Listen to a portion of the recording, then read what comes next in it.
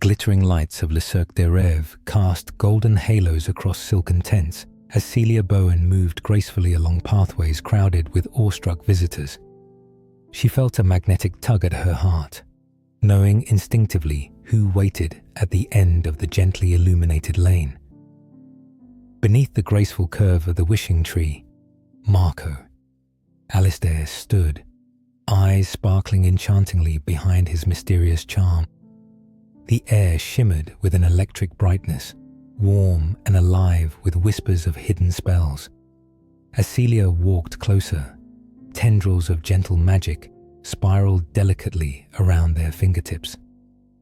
Marco leaned forward slightly, his voice an inviting melody. "I think we've been dancing around this for far too long, Celia." She hesitated, her heartbeat quickening.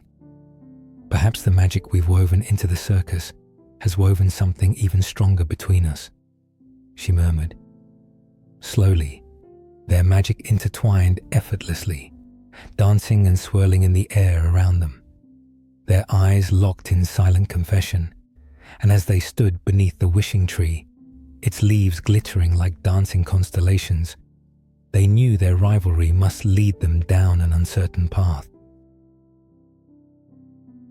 Days melted into nights within the circus, and with each rising moon, Celia and Marco grew more daring, their playful competition creating breathtaking wonders that visitors whispered about in eager delight.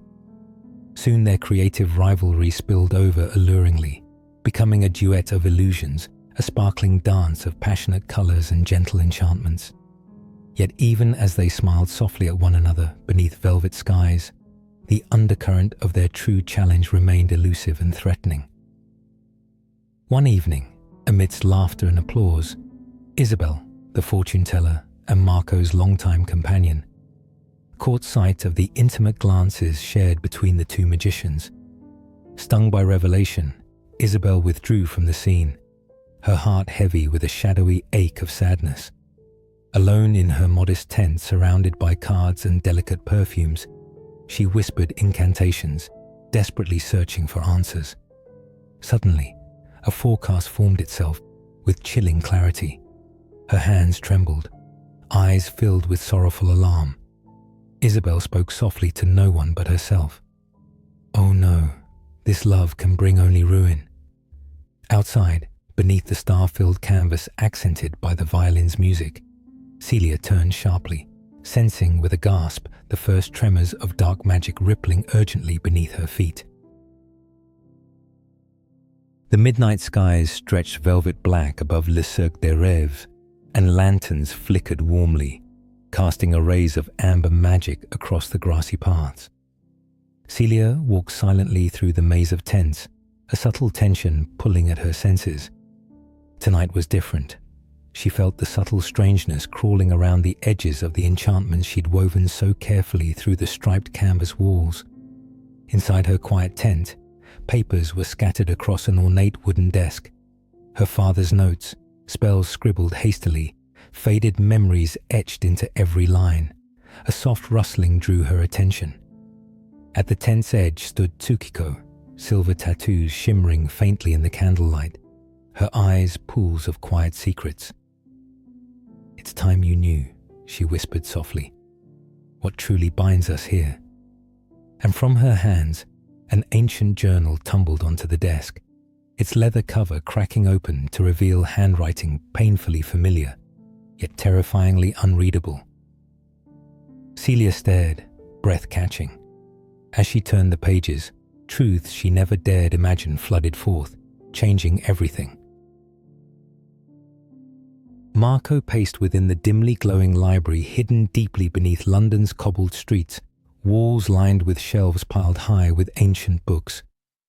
The flickering fire lit elaborate symbols inked onto the pages he held, secrets encoded into patterns he now recognized all too well. He thought back to Chandresh's deterioration, his mentor's once keen eyes now clouded with confusion. Just then, a grim realization settled over him like frost. Every brilliant enchantment, every shimmering illusion, they had been more than magic.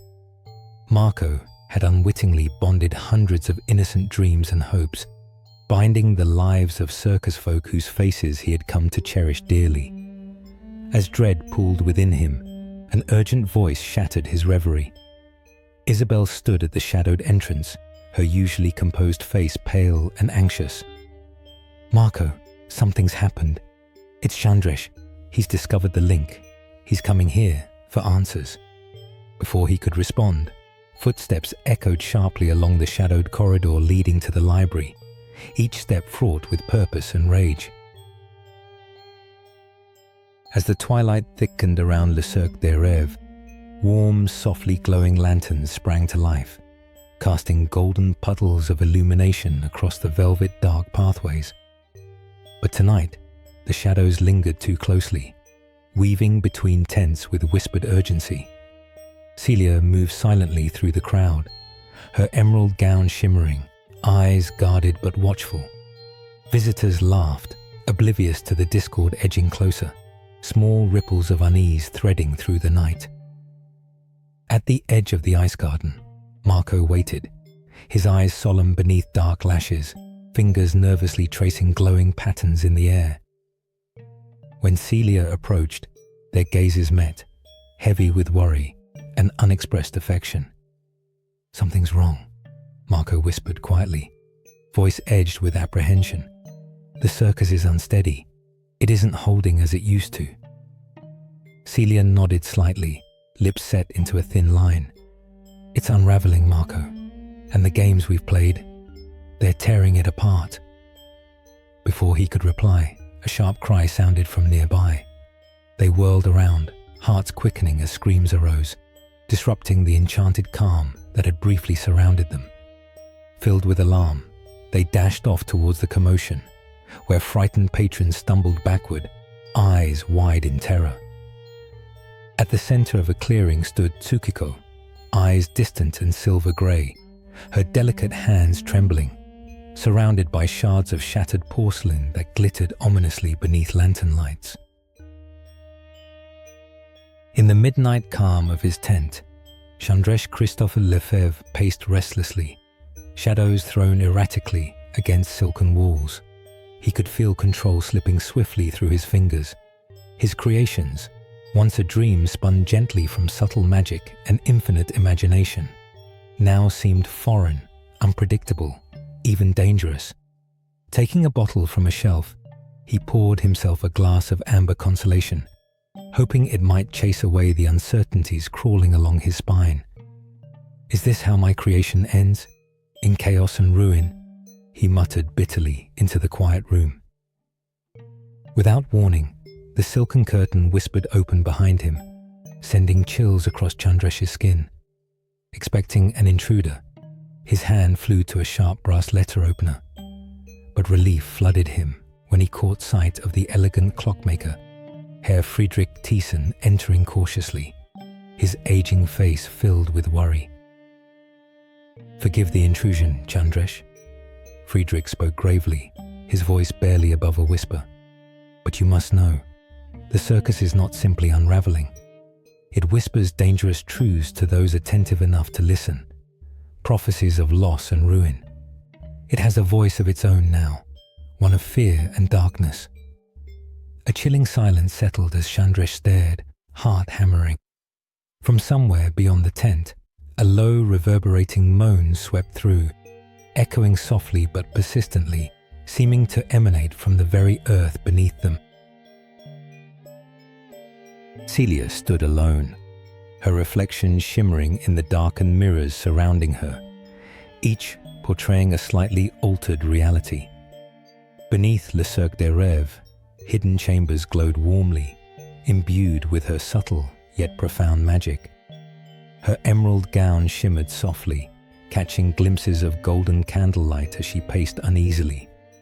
The burden of her choice pressed upon her shoulders like the warm summer air, heavy and full of quiet tension. Marco entered quietly from behind. His presence felt even before the soft rustle of velvet curtains gave him away. His deep blue eyes carried untold gravity, reflecting the myriad moments they had shared, woven delicately into the tapestry, of their mutual enchantment. "It's inevitable," he whispered softly, the words aching in the space between them. "You know we can't run from choices that were made for us." Yet, in that gentle chamber, beneath the shifting magical arena above, they dared dream of defying fate itself. Warm pulses of magic gently radiated from their joined hands, intertwining effortlessly in shimmering golden whispers of defiance, while above, the circus itself trembled faintly, sensing a rebellion in its very heart. At the center of Le Cirque des Rêves, the bonfire roared gently in defiance of the deepening night, its radiant embers painting spectral images upon the smiling faces of delighted patrons. Isabel, wrapped in a silvery cloak, stood gracefully near the periphery, no longer an outsider, yet never fully welcomed into the heart of the performance. Her pale hair caught moonlight in fleeting silver strands as she gazed intently at Celia and Marco from afar, her grey eyes heavy with secrets and longing. Bailey, naive and eager-eyed, stumbled breathlessly beside her, gripping a small notebook filled with hastily scribbled dreams and visions of futures yet unwritten. He'd glimpsed darkness behind the circus's lush curtains, something ominous yet captivatingly beautiful. Just as he sought to question Isabel, voices surged and rippled through the crowd, words blending into a fearful chorus. A chilling crack echoed, resonating through the entire circus, sending tremors through the grand tents and shattering illusions into glittering dust. Bailey's gaze locked with Isabel's, answers and dread equally reflected in their widened eyes.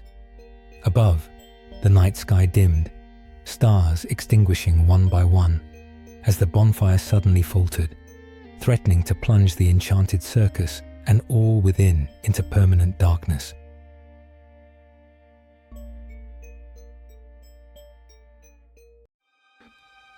Thank you for venturing into this realm with me. If you crave more enchanted worlds, mythical battles, and secrets whispered from ancient pages, join the Guild of Storybound Explorers. Subscribe now and ring the bell to unlock every new quest the moment it drops. The next chapter awaits. Will you answer the call?